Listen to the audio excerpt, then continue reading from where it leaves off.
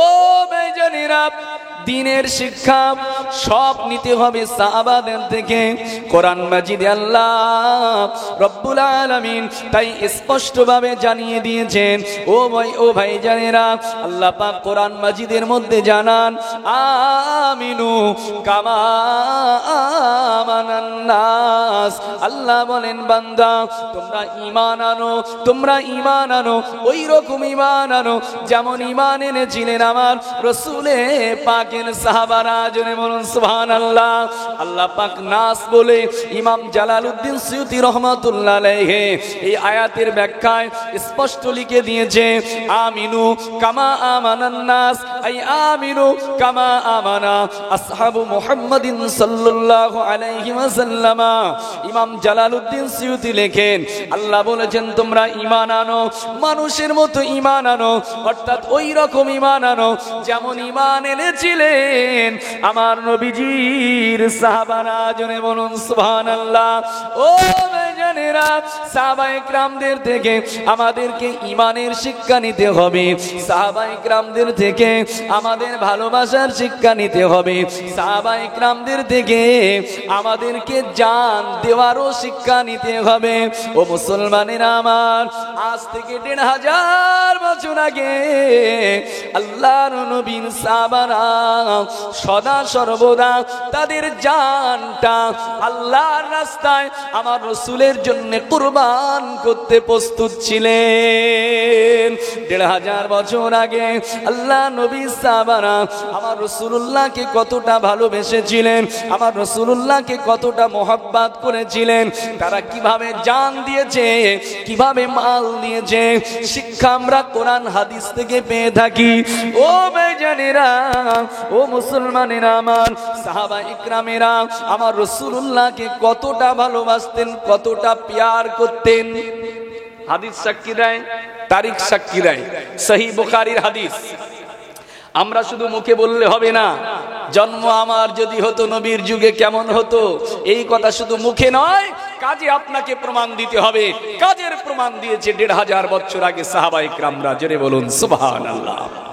আল্লাহর হাবিব যখন বদর যুদ্ধে যাচ্ছে, বদর যুদ্ধের জন্য যখন প্রস্তুতি নিচ্ছে, বদর যুদ্ধ কিন্তু হঠাৎ করে হয়নি।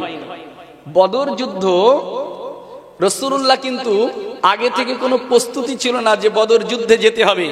আসলে বদর যুদ্ধের প্রেক্ষাপট আবু সুফিয়ানের কাফেলাকে আটক করা, এটাই ছিল মূল উদ্দেশ্য। আবু সুফিয়ান মক্কা শরীফ থেকে ৫০,০০০ দিরহাম নিয়ে সিরিয়া থেকে মদিনার মুসলমানদেরকে ধ্বংস করার জন্য যখন সিরিয়া থেকে মক্কার দিকে ফিরছে, তাদেরকে মদিনার রাস্তা দিয়েই ফিরতে হবে। আল্লাহ রাসূল খবরটা পেয়ে আবু সুফিয়ানের ওই বিরাট অস্ত্র শস্ত্রের কাফেলাকে আটকানোর জন্য ৩১৩ জন সাহাবাকে নিয়ে রাসূলুল্লাহ হাজির হয়েছিলেন আবু সুফিয়ানকে আটকানোর জন্য। কিন্তু আবু সুফিয়ান খবর পেয়ে সুচতুর, সে অন্য পথ ধরে নিরাপদ ভাবে মক্কায় পৌঁছে গিয়েছে।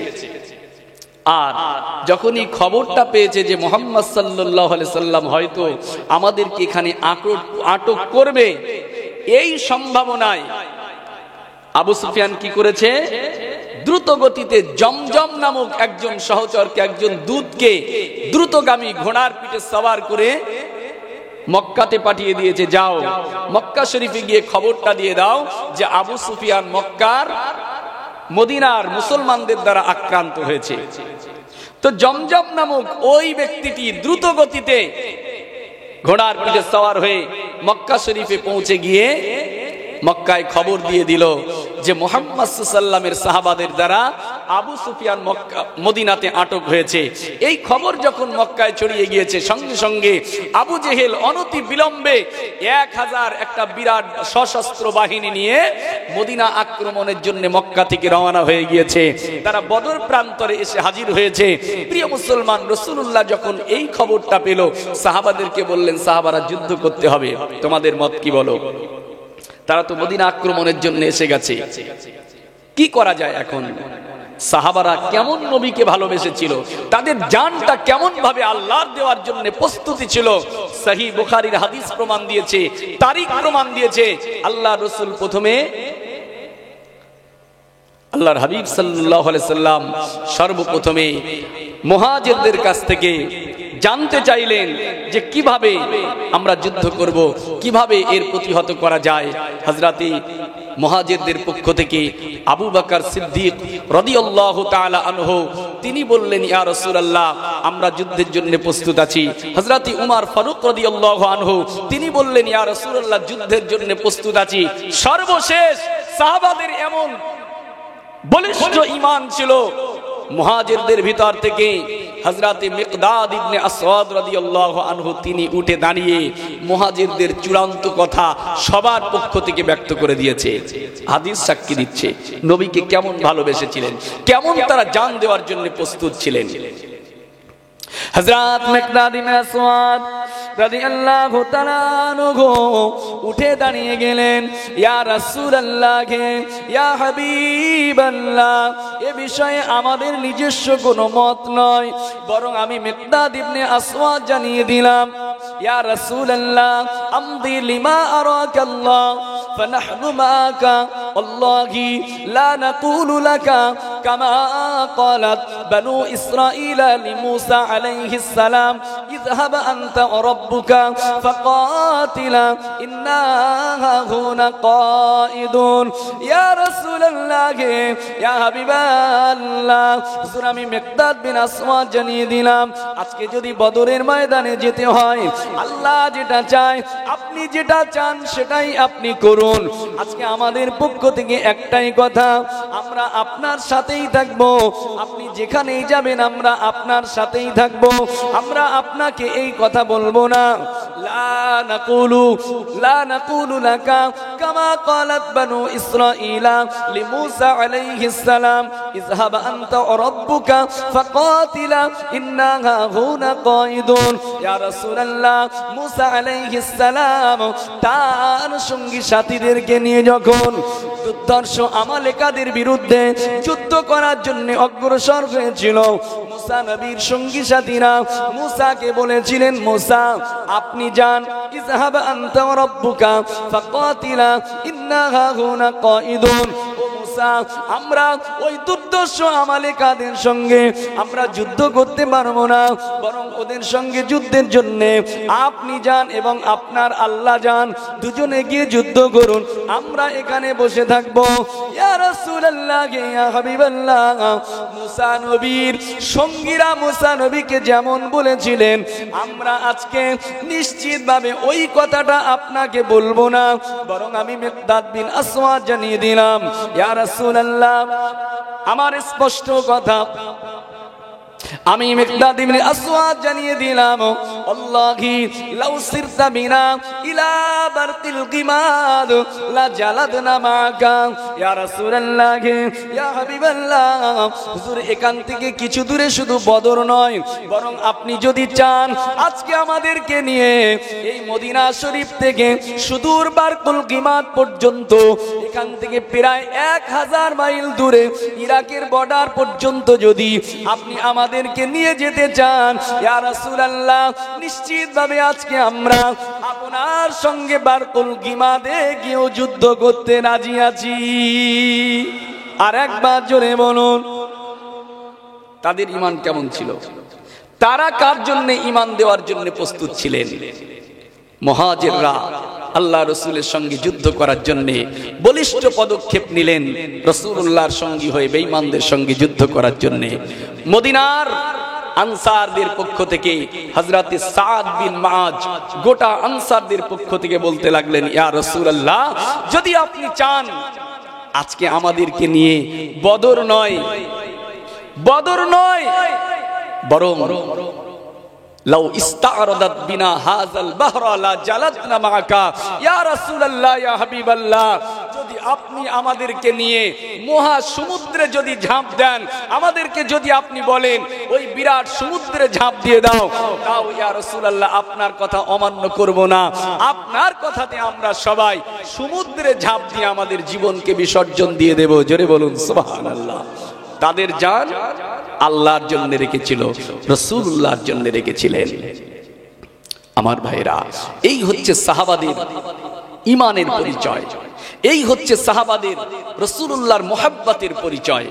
আজকে আমরা মুখে বলি নবীকে ভালোবাসি, আমরা মুখে বলি রাসূলুল্লাহকে মুহাব্বত করি, কিন্তু অন্তর আমাদের অন্যজনের জন্য কাজ করতে লেগেছে, অন্তর আমাদের অন্য কারোর জন্য কাজ করছে। কিন্তু না, আজ থেকে ১৫০০ বছর আগে সাহাবারা শিখিয়ে দিয়ে গিয়েছে কিভাবে রাসূলুল্লাহকে ভালোবাসতে হয়, কিভাবে আল্লাহর রাস্তায় জান দিতে হয়। আল্লাহ রাসূল অষ্টম হিজরিতে খ্রিস্টানদের বিরুদ্ধে মুতার ময়দানে সাহাবাদেরকে পাঠিয়েছিলেন। ৩০০০ সাহাবা, ৩০০০ সাহাবাদের একটা বাহিনী মুতার ময়দানে যখন পাঠাচ্ছে, শুধু মোহাব্বতের নমুনা। আল্লাহ রাসূল সাল্লাল্লাহু আলাইহি সাল্লাম মুতার যুদ্ধে যাওয়ার আগে ৩ জনকে সেনাপতি নিযুক্ত করে দিচ্ছে, ৩ জনকে সেনাপতি নিযুক্ত করে দিয়েছে পর পর। আল্লাহ রাসূল ১ নম্বরে বললেন, আজকের এই মুতার যুদ্ধে প্রথম সেনাপতি হবে যায়েদ ইবনে হারেসা। প্রথম সেনাপতি হবে যায়েদ ইবনে হারেসা। যদি যায়েদ বিন হারেসা শহীদ হয়ে যায়, তাহলে দ্বিতীয় সেনাপতি হবে হযরত জাফর বিন আবি তালিব। যদি জাফর বিন আবু তালিব শহীদ হয়ে যায়, তৃতীয় সেনাপতি হবে হযরত আব্দুল্লাহ বিন রওহা রাদিয়াল্লাহু আনহু। জোরে বলুন সুবহানাল্লাহ।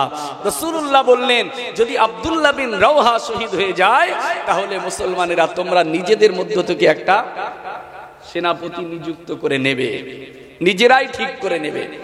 রাসূলুল্লাহ ৩ জনকে সেনাপতি নিযুক্ত করেছে, আর বলছে যদি যায়েদ বিন হারেসা শহীদ হয়, জাফর বিন আবু তালিব সেনাপতি, জাফর বিন আবি তালিব শহীদ হলে আব্দুল্লাহ বিন রওহা সেনাপতি, আব্দুল্লাহ বিন রওহা শহীদ হলে তোমরা নিজেদের মধ্য থেকে একটা সেনাপতি নিযুক্ত করে নেবে। ১৫০০ বছর আগে সাহাবাদের আকীদা কেমন ছিল? সাহাবাদের আকীদা, আল্লাহ রাসূল যখন বলেছে যায়েদ বিন হারেসা যদি শহীদ হয়, জাফর বিন আবু তালিব যদি শহীদ হয়, আব্দুল্লাহ বিন রওহা যদি শহীদ হয়, হযরত তোমাদের মধ্য থেকে যে কোনো একজনকে সেনাপতি নিযুক্ত করবে। এটাতেই সাহাবায়ে কেরামরা বুঝে গিয়েছিলেন যে রাসূলুল্লাহ যদি শব্দ ব্যবহার করেছে মানে, আর পরপর সেনাপতি নিযুক্ত করেছে মানে, যায়েদ বিন হারেসা যদি শহীদ হয়, জাফর বিন আবু তালিব সেনাপতি হবে মানে যায়েদ বিন হারেসা শহীদ হয়ে যাবে। আর জাফর বিন আবু তালিব যদি শহীদ হয়, আব্দুল্লাহ বিন রওহা সেনাপতি হবে, তার মানে জাফর বিন আবি তালিব শহীদ হয়ে যাবে। আর আব্দুল্লাহ বিন রওহা যদি শহীদ হয়, নিজেদের মধ্য থেকে একজন সেনাপতি নিযুক্ত করে নেবে। এই কথা বলেছে মানে ৩ জনেরই আকীদা, ৩ জনেরই বিশ্বাস ছিল অবশ্যই আজকে আমরা জিহাদের ময়দানে গিয়ে শহীদ হয়ে যাব। এটা তাদের বিশ্বাস হয়ে গিয়েছিল, ইতিকাদ হয়ে গিয়েছিল যে আমরা দুনিয়ায় আর ফিরতে পারবো না, অবশ্যই আজকে জিহাদের ময়দানে শহীদ হব। আচ্ছা, আমরা যদি জানতে পারতাম যে ওই যুদ্ধে গিয়ে আজকে মরে যাব, শহীদ হব, যেতে পারতাম? সেই জন্য বলছি, শুধু মুখে আমরা বলি নবীর যুগে জন্ম হলে কেমন হতো, মানে আমার মনে হয় আমরা হলে ওই আব্দুল্লাহ বিন উবাইয়ের মতো ওহদের ময়দানে যেতে যেতে লোক নিয়ে ফিরে পালিয়ে যেতাম। আমাদেরকে আল্লাহ যে যুগে পাঠিয়েছে, এই যুগে এসে আমাদের অন্তরে রাসূলুল্লাহর মুহাব্বত নিয়ে যদি থাকতে পারি, এটাই আমাদের জন্য যথেষ্ট হয়ে যাবে। জোরে বলুন সুবহানাল্লাহ। আমার ভাই জানেরা, এই মাইক্রোফোনটা একদমই ভালো না। ও মুসলমানেরা, আল্লাহ নবী সাহাবারা কেমন জান দেওয়ার জন্য প্রস্তুত ছিলেন, কেমন তারা নবীকে ভালোবেসেছিলেন। তিনজনের ব্যাপারে যখন রাসূলুল্লাহ জানিয়ে দিলাম, তোমরা একের পর এক, যদি যায়েদ বিন হারেসা শহীদ হয়, জাফর বিন আবি তালিব সেনাপতি হবে। জাফর বিন আবি তালিব যদি শহীদ হয়ে যায়, হযরত আব্দুল্লাহ বিন রওহা সেনাপতি হবে। আব্দুল্লাহ বিন রওহা যদি শহীদ হয়ে যায়, তোমরা নিজেদের মধ্যে সেনাপতি নিযুক্ত করে নেবে। এই কথা বলার সাথে সাথে সাহাবায়ে কেরাম তিনজনেই বুঝে গেলেন, আমরা অবশ্যই আজকে জিহাদের ময়দানে শহীদ হয়ে যাব। তারা যুদ্ধের ময়দান থেকে পালিয়ে যান না, যুদ্ধের ময়দান থেকে পালিয়ে যান না। হাদিস কি দিয়েছে হযরত যায়েদ বিন হারেসা, তিনি তো রাসূলুল্লাহর পোষ্য পুত্র, তার আব্বা নাই মা নাই। হযরত যায়েদ বিন হারেসা আল্লাহ নবীর কাছে গিয়ে বলেন, ইয়া রাসূলুল্লাহ গে, ইয়া হাবিবাল্লাহ, হুজুর আপনি আমাকে বিদায় দিন। ইয়া রাসূলুল্লাহ গে, হুজুর আজকে আমি জিহাদের ময়দানে শহীদ হয়ে যদি যাই, আল্লাহ আমাকে শহীদের মর্যাদা দেবে। হুজুর আর যদি আমরা জিতে বেঁচে ঘরে ফিরতে পারি, আল্লাহ আমাকে গাজীর মর্যাদা দিয়ে দেবে। ইয়া রাসূলুল্লাহ, আপনি আমার জন্য দোয়া করুন, আপনি আমার জন্য দোয়া করুন। আল্লাহর নবী হযরত যায়েদ বিন হারেসাকে ভালোবাসা দিয়ে, মায়া দিয়ে, মোহাব্বত দিয়ে ছেড়ে দিলেন। হযরত জাফর বিন আবু তালিব ঘরেতে গিয়ে বিবি বাচ্চা, সন্তান সন্ততি, আব্বা মায়ের কাছ থেকে বিদায় নিলেন। ও আমার বিবি, ও আমার কলিজার টুকরা সন্তানেরা, ও আমার আব্বা জান, আম্মা জান, আর হয়তো দুনিয়াতে ফিরতে পারবো না, আর হয়তো দুনিয়াতে আসতে পারবো না। আল্লাহ নবী আমাকে সেনাপতি নিযুক্ত করে দিয়েছে, হয়তো আর দুনিয়াতে ফিরবো না। যদি জিহাদের ময়দান থেকে ফিরতে পারি, গাজীর বেশে ফিরবো। ও আমার বিবি, ও আমার কলিজার টুকরা সন্তানেরা, আর যদি জিহাদের ময়দান থেকে না ফিরতে পারি, কাল কিয়ামতের ময়দানে আপনাদের সঙ্গে আমার দেখা হয়ে যাবে।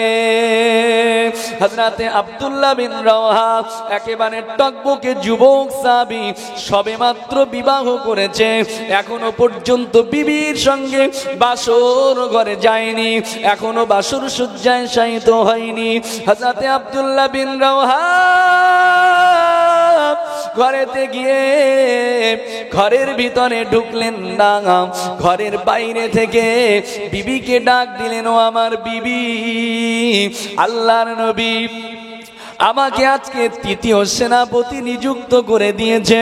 ও আমার বিবি, আমার সালামটুকু নিয়ে নাও, আজকে জিহাদের ময়দানে আমি যাব। ও বিবি গো, যদি আমি হায়াতে ফিরে আসতে পারি, জিহাদের ময়দান থেকে যদি বেঁচে ফিরতে পারি, আজকে গাজীর বেশে আপনার কাছে আসব। আর যদি না ফিরতে পারি, বিবি গো, আমি শহীদের মর্যাদা লাভ করব, কাল কিয়ামতের ময়দানে আপনার সঙ্গে দেখা হবে। ও বিবি, আমাকে আপনি বিদায় দিন।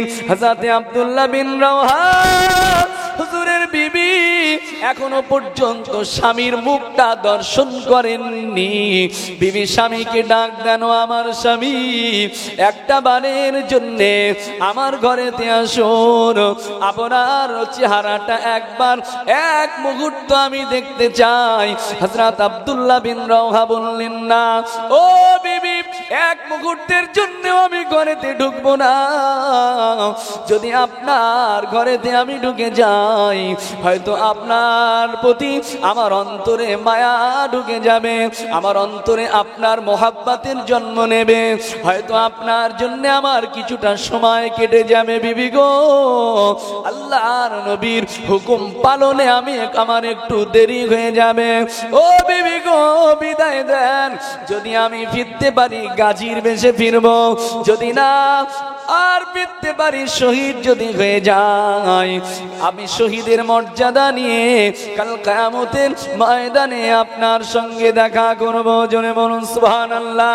ও ভাইজানেরা, তারিখ সাক্ষী দিয়েছে, হাদিস সাক্ষী দিয়েছে, তিনজন জেনে শুনেই শহীদ হওয়ার তামান্না নিয়েই আপনার মুতার ময়দানের দিকে হাজির হয়ে গিয়েছে। মুতার কাছাকাছি পৌঁছে গিয়ে দেখলেন 3000 রাসূলুল্লাহ সাহাবার বিরুদ্ধে 1 লক্ষ বেঈমানরা প্রস্তুত হয়ে আছে। কতটা? 1 লক্ষ। সাহাবা কতজন? 3000। 3000 সাহাবা আর 1 লক্ষ খ্রিস্টান বাহিনী।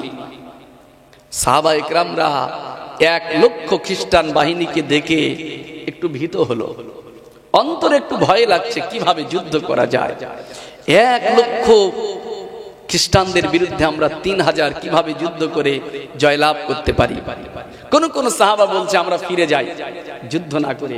মুসলমানদের ভিতরে একটু মতানৈক্য সৃষ্টি হয়ে গেছে, কি করবে। ও ভাইজানেরা, সাহাবায়ে কেরামদের ঈমান কত শক্ত ছিল। হযরত আব্দুল্লাহ বিন রাওহা যখন এই অবস্থাটা দেখলো, আব্দুল্লাহ বিন রাওহা সাহাবায়ে কেরামদের দিকে চিৎকার দিয়ে উঠলেন, ও রাসূলুল্লাহর সাহাবারা, তোমাদের অন্তরে কেন আজকে ভয়, তোমাদের অন্তরে কেন আজকে ভীতি? ও রাসূলুল্লাহর সাহাবারা, আমাদের জন্য তো দুটোই পুরস্কার, আমাদের জন্য তো আজকে আল্লাহ দুটো পুরস্কার রেখেছে। আল্লাহ আমাদের জন্য যে কোনো একটা নির্ধারণ করে দেবে। ও রাসূলুল্লাহ সাহাবারা, যদি আজকে আমরা যুদ্ধ করে শহীদ হয়ে যাই, আমরা তো শহীদের মর্যাদা নিয়ে আল্লাহর কাছে হাজির হব, আমরা জান্নাতে চলে যাব। আর যদি জিতে যাই তাহলে গাজীর মর্যাদা নিয়ে ঘরে ফিরব। ও রাসূলুল্লাহ সাহাবারা, ভয় পাওয়ার তো কোনো কারণ নাই, অবশ্যই আমরা যুদ্ধ করব, চলুন যুদ্ধের জন্য প্রস্তুত হয়ে যান। ও মুসলমানেরা, আব্দুল্লাহ বিন রাওহা হুজুরের মুখের এই ঈমানোদ্দীপ্ত কথা শুনে সাহাবায়ে কেরামরা আবার ঈমানের বলে বলিয়ান হয়ে গেলেন, ঈমানের বলে বলিয়ান হয়ে গেলেন। ও মুসলমান, এই পৃথিবীর জমিনে ইসলাম সংখ্যাধিক্যের কারণে জয়লাভ করেনি, ইসলাম জয়ের পিছনে আল্লাহ পাকের সাহায্য ছিলেন। ও ভাইজানেরা আমার, তুমুল যুদ্ধ শুরু হয়ে গেল। হাদিস সাক্ষী দিয়েছে, তারিখ সাক্ষী দিয়েছে, প্রথম সেনাপতি হযরত যায়েদ বিন হারিসা বেঈমানদের সঙ্গে, ওই খ্রিস্টান বাহিনীর সঙ্গে বীর বিক্রমা গতিতে যুদ্ধ করতে করতে হযরতে যায়েদ বিন হারিসা হুজুরের ডান হাতটা কেটে গেল। খ্রিস্টানদের তলোয়ারের আঘাতে যায়েদ বিন হারিসা হুজুরের ডান হাতটা কেটে গেল। হযরতে যায়েদ বিন হারিসা, হযরতে যায়েদ বিন হারিসা ইসলামের পতাকাটা তার বাম হাতে ধরে নিলেন, ইসলামের পতাকা জমিনে ফেলতে দিলেন না। আবার কিছুক্ষণের মধ্যে হযরতে যায়েদ বিন হারিসা হুজুরের বাম হাতটা কেটে গেল। যায়েদ বিন হারিসা ইসলামের পতাকা জমিনে ফেলতে দেননি। যায়েদ বিন হারিসা ঈমানের পতাকা, ইসলামের পতাকাটাকে নিজের দাঁতে কামড়ে ধরলেন আর চিৎকার করতে লাগলেন, ও রাসূলুল্লাহ নির্ধারিত দ্বিতীয় সেনাপতি, ও জাফর বিন আবু তালিব, ইসলামের পতাকাটাকে ধরে নাও, আমি হয়তো এখনই শহীদ হয়ে যাব। ও হযরতে জাফর বিন আবু তালিব, ও রাসূলুল্লাহ সাহাবারা, আমি দুনিয়া ছেড়ে বিদায় নেব, আমি হয়তো এখনই শহীদের মর্যাদা লাভ করব, দুনিয়া ছেড়ে চলে যাব। আমার অন্তিম একটা ইচ্ছা, ও নবীর সাহাবারা, তোমরা তোমাদের বুকের তাজা রক্তগুলো ঢেলে দেবে, তোমাদের জানটা কুরবান করে দেবে, কিন্তু এক মুহূর্তের জন্যও জানো আমার নবী, দয়ার নবী হুজুরের পবিত্র দেহে যেন একটা কাঁটার আঁচড়ও লাগতে দেবে না। জোরে বলুন সুবহানাল্লাহ। একেবারে শেষ মুহূর্ত, এখনই শহীদ হবে, তারপরেও মুখে কথা, রাসূলুল্লাহ সাহাবারা আমি চলে যাব, দুনিয়া থেকে বিদায় নেব, কিন্তু রাসূলুল্লাহর দেহে যেন একটা কাঁটার আঁচড়ও কোনোদিন লাগতে দেবে না। জোরে বলুন সুবহানাল্লাহ। ও বেজানেরা, এই ছিল সাহাবাদের ভালোবাসা। হযরতে জাফর বিন আবু তালিব তিনি কালেমার পতাকাটি উঁচু করে নিলেন, কালেমার পতাকা উড্ডীন করে দিলেন। তিনিও কিছুক্ষণ যুদ্ধ করতে করতে হযরতে জাফর বিন আবু তালিব তিনিও শহীদ হয়ে যাবে। তিনিও একেবারে শহীদ হওয়ার মুহূর্তে বেঈমানদের তলোয়ারের আঘাতে ক্ষতবিক্ষত হয়ে গিয়েছে। হযরতে জাফর বিন আবু তালিব তিনিও একেবারে শেষ মুহূর্তে সাহাবাদেরকে ডাক দিলেন, ও রাসূলুল্লাহ সাহাবারা আমিও আজকে শহীদ হয়ে যাব, এখনই আমি বিদায় নিয়ে চলে যাব। ও রাসূলুল্লাহ সাহাবারা তোমরা দুনিয়াতে বেঁচে থাকতে তোমাদের বুকের তাজা রক্ত ঢেলে দেবে, তোমাদের জানকে কুরবান করে দেবে, এরপরেও যেন আমার রাসূলুল্লাহ দেখে যেন একটা কাঁটার আঁচড় লাগতে দেবে না। ও ভাইজানেরা, হযরতে জাফর বিন আবু তালিব হুজুর শহীদ হয়ে গেলেন, হুজুর শহীদ হয়ে গেলেন, কালেমার পতাকা ধরলেন। তৃতীয় যে রাসূলুল্লাহ নির্ধারিত সেনাপতি হযরত আব্দুল্লাহ বিন রওহা তিনি কালেমার পতাকা উঁচু করলেন, তিনিও বীর বিক্রম গতিতে যুদ্ধ করলেন। কিছুক্ষণ যুদ্ধ করে হযরত আব্দুল্লাহ বিন রওহা একেবারে নওজোয়ান সাহাবী, সবেমাত্র বিবাহ করেছে, টকবকে ফুটন্ত যুবক, আল্লাহ রাসূলের জন্য, দ্বীনের জন্য তার জানটাকে কুরবান করে দিলেন। আর একবার জনে বলুন সুবহানাল্লাহ। সাহাবারা এইভাবে তাদের জান বিসর্জন দিয়ে ইসলামকে বাঁচিয়েছে, তাদের জান কোরবান করে দিয়ে ইসলামকে আমাদের কাছে উপহার দিয়েছে। কিন্তু সেই ইসলামকে নিয়ে আমরা আজকে কি করছি, সেই দিনটাকে নিয়ে আজকে আমরা কি করছি, আমাদের অবস্থাটা কি? ও বেজানেরা, সাহাবায়ে কেরামরা রাসূলুল্লাহকে কত ভালোবেসেছিলেন। আল্লাহ যে তাদের জানটা একমাত্র আল্লাহ আল্লাহ রাসূলের জন্য দিতে বলেছে, আল্লাহ তাদের জানকে কিনে নিয়েছে।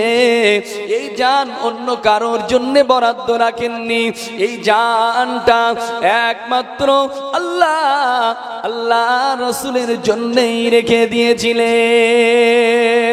হাদিস সাক্ষী দিয়েছে, তারিখ সাক্ষী দিয়েছে, আপনার উহুদের ময়দানে, উহুদের যুদ্ধের দিনে আল্লাহর নবী, আল্লাহর হাবিব, দয়ার নবী আমার 3000 সাহাবাদের বিরুদ্ধে আল্লাহর নবী মাত্র 1000 সাহাবা নিয়ে যখন উহুদের ময়দানের দিকে যায়, 1000 সাহাবা নিয়ে উহুদের ময়দানের দিকে রওনা হয়ে গিয়েছে। ও মুসলমান, 1000 সাহাবা নিয়েও যেতে পারেননি। প্রতিমধ্যে আব্দুল্লাহ বিন উবাই নামক বেঈমান, আব্দুল্লাহ বিন উবাই নামক মুনাফিক শয়তান, তিনি 300 যোদ্ধাদেরকে নিয়ে কেটে পড়েছিলেন। কারণ হচ্ছে আল্লাহ রাসূল উহুদের যুদ্ধে যখন বেঈমানরা প্রস্তুত হয়ে আসছে, আল্লাহর হাবিব সাহাবাদের কাছে পরামর্শ করেছিলেন, সাহাবারা কিভাবে যুদ্ধ করা যায়। রাসূলুল্লাহ পরামর্শ দিচ্ছে, এবারে আমরা মদিনার বাইরে গিয়ে যুদ্ধ করব না, মদিনার ভিতর থেকে শত্রুদেরকে প্রতিহত করব। এই সময় রাসূলুল্লাহর বয়স্ক সাহাবারা তারা রাসূলুল্লাহর কথাতে মত দিল, কিন্তু কিছু যুবক সাহাবী তারা বললেন, ইয়া রাসূলুল্লাহ, না, কোনোভাবেই আমরা মদিনা শরীফের ভিতর থেকে যুদ্ধ করব না। যদি আমরা মদিনার ভিতরে থেকে যাই তাহলে বেঈমানরা আমাদেরকে কাপুরুষ বলবে, আমাদেরকে দুর্বল মনে করবে। সেই জন্য যুদ্ধ যদি করতেই হয় আমরা ময়দানে গিয়ে ওদের সঙ্গে যুদ্ধ করব। আল্লাহ রাসূল সাল্লাল্লাহু আলাইহি সাল্লাম এই যুবক সাহাবাদের কথা শুনে রাসূলুল্লাহ যুদ্ধের জন্য প্রস্তুত নিয়ে নিলেন, যুদ্ধের সাজে সজ্জিত হয়ে গেলেন। 1000 সাহাবাকে নিয়ে যখন উহুদ ময়দানের দিকে যাচ্ছে, প্রতিমধ্যে মুনাফিক আব্দুল্লাহ বিন উবাই কিছু সাহাবাকে কুমন্ত্রণা দিল যে মুহাম্মদ সাল্লাল্লাহু আলাইহি সাল্লাম ওই কিছু নওজওয়ান সাহাবাদের কথা শুনে, যুবকদের কথা শুনে আমাদেরকে মহা বিপদে ফেলার জন্য আমরা কিভাবে ওই 3000 বেঈমানদের সঙ্গে আমরা যুদ্ধ করতে পারি, আমাদের আজকে হার অবধারিত। এই ভয় দেখিয়ে 300 রাসূলুল্লাহ সাহাবাকে নিয়ে কেটে চলে গেল। আল্লাহ রাসূল মাত্র 700 সাহাবা নিয়ে ওহদের ময়দানে হাজির হচ্ছে, 700 সাহাবা নিয়ে। ও ভাইজানেরা, আমি বোঝাতে চাই নবীজি সাহাবারা, রাসূলুল্লাহ সাহাবারা কিভাবে নবীর জন্য জান কুরবান করেছে, কিভাবে রাসূলুল্লাহর জন্য জান বিসর্জন দিয়েছে, কিভাবে দ্বীনের জন্য জান দিয়েছে। তারা তো জান দিয়েছে আল্লাহর জন্য, রাসূলের জন্য, দ্বীনের জন্য। আমাদের জানটাও আল্লাহ আল্লাহ রাসূলের জন্য রাখতে হবে। এই জান অন্য কারোর জন্য নয়, এই মালও অন্য কারোর জন্য নয়। জান যদি দিতে হয় আল্লাহকে দিতে হবে, জান যদি দিতে হয় রাসূলকে দিতে হবে, জান যদি দিতে হয় ইসলামের সুমহান স্বার্থে আমাদের জান দিতে হবে। 1500 বছর আগে সাহাবায়ে কেরামেরা আল্লাহর রাসূলকে কিভাবে ভালোবেসে জান দিয়েছিলেন তারিখ সাক্ষী দিয়েছে। আল্লাহর নবী যখন 700 সাহাবাকে নিয়ে উহুদের ময়দানের দিকে হাজির হচ্ছে, এই সময় 700 সাহাবাদের ভিতরে 2টি 12-13 বছরের দুটো বাচ্চা ছেলে তাদের সঙ্গে আছে। আল্লাহ নবী দেখতে পায় দুটো 12 কিংবা 12 বছর 13 বছরের বাচ্চা, তারা রাস্তার এক কিনারা দিয়ে ঘেটে ঘেটে যায় না, বরং তারা ডিঙি মেরে মেরে, পায়ে ডিঙি মেরে মেরে রাস্তার একবার এপাশে যায়, একবার ওপাশে যায়, একবার এপাশে যায়, একবার ওপাশে যায়। আল্লাহ নবী ফলো করলেন ওই দুটো কচি কচি বাচ্চা, 12 বছর আর 13 বছরের সন্তান, তারা একবার রাস্তার এদিকে যায়, রাস্তার ওদিকে যায়, আবার ওদিক থেকে এদিকে আসে, এদিক থেকে ওদিকে যায়। কারণটা কি? আল্লাহর নবী এই অবস্থাটা ফলো করে ওই বাচ্চা দুটোকে ডাকলেন। দুজনের নাম, একজনের নাম হলো হযরতে রাফি ইবনে খাদিজ, আর একজনের নাম হলো সামুরা বিন জুনদুব। আল্লাহর নবী ওই কচি কচি বাচ্চা দুটোকে ডাকলেন, ও বাবা, ও বাবা রাফে, ও বাবা সামুরা, কেন তোমরা এমন ভাবে জিহাদের ময়দানে আমাদের সাথে হাজির হয়ে গিয়েছো? আর কেনই বা তোমরা একবার রাস্তার এদিকে যাও আর একবার ওদিকে যাও? ব্যাপারটা কি? যুদ্ধে কি বাচ্চাদের যাওয়ার অনুমতি ছিল? বাচ্চাদের যুদ্ধে যাওয়ার অনুমতি ছিল না। তাই ওই দুটো ছোট বাচ্চা ওরা সাহাবাদেরকে বোঝাতে চেয়েছিল, রাসূলুল্লাহকে বোঝাতে চাইছিল যে আমরা বড়, তাই পায়ে ডিঙি মেরে মেরে উঁচু হয়ে হয়ে হাঁটছে আর রাস্তার এদিকে ওদিকে যাচ্ছে, যাতে করে সাহাবায়ে কেরামরা ওদেরকে না ফলো করে। প্রিয় মুসলমান, এই বাচ্চা দুটো তারা রাসূলুল্লাহর মুহাব্বতে জান দেওয়ার জন্য কেমন প্রস্তুত ছিলেন, কেমন তারা প্রস্তুতি নিয়েছিলেন, আল্লাহ রাসূলকে তারা কতটা ভালোবেসেছিলেন।